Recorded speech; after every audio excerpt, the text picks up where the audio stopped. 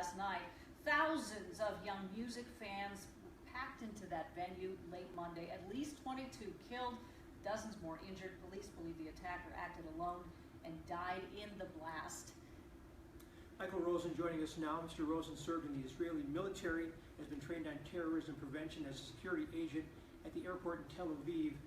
The Israelis sort of set the standard by necessity when dealing with this, and now we've seen it go global. So you heard this last night. Have we entered perhaps a new phase in the targeting? It seems to have been perhaps aimed intentionally at a young audience. Correct. It's very difficult to see yet another cowardly and horrific attack. The targeting of young kids, teenagers, is just terrifying to see. We have seen over the last 2 or 3 years really an increase, spike in number of terrorist attacks carried by individuals in Europe as well as the United States. And unfortunately, this is the new reality for us. There were two things that I noticed here.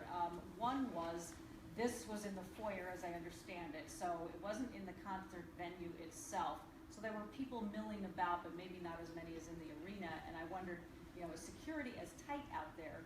And then the other part of it was people started to panic and run, and I thought that in and of itself was another security issue. Correct.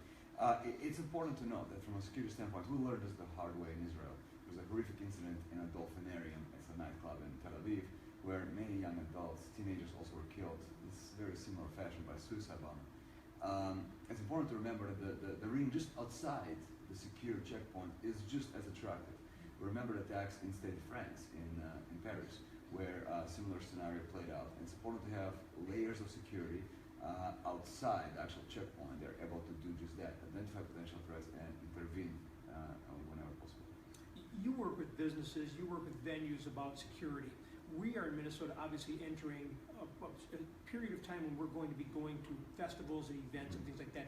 As citizens, what should we be on the vigilant about? Yeah, so I think it's important to note that as citizens, no one should be panicked, concerned, we should continue with our life. The minute we stop doing so and become paranoid, we allowing these cowards to win, and there is no room for that. With that said, we have to be vigilant and smart. And most of those incidents, the bombers, the terrorists, stand out. They stand out because their purpose in the environment is different than legitimate purpose. And they stand out in their behavior, they stand out in their belongings, they stand out in what they do. When we as citizens see that something just doesn't look right, it's important to notify the security officials, law enforcement officials, act upon it, don't hold it as such. Well, Michael Rozin, we are going to ask you to stick around because we want to do a little bit Facebook Live as we go to the weather segment. That's going to be coming up momentarily. Also coming up on the Today Show, we'll have extensive coverage of the terror attack at the concert in Manchester, UK. All right, 13 minutes for the top of the hour. We're going to spend right now and get a look at the weather. So continuing on Facebook, one thing I wanted to ask you was the Super Bowl is happening here in just a few months. So what do you expect in terms of security with that? Super Bowl is certainly a high-profile event in town and attracts a lot of people, a lot of attention. With that, there will be a very sophisticated security apparatus in place. People should feel safe. There will be multiple layers of security for every single venue and aspect of the Super Bowl. There's a careful security planning that's been going on now for multiple months. And I think effectively. One of the first things we noticed coming in, my wife and daughter and myself, was dogs being used by the authorities there. Dogs have the ability to get the trace elements from the bombs.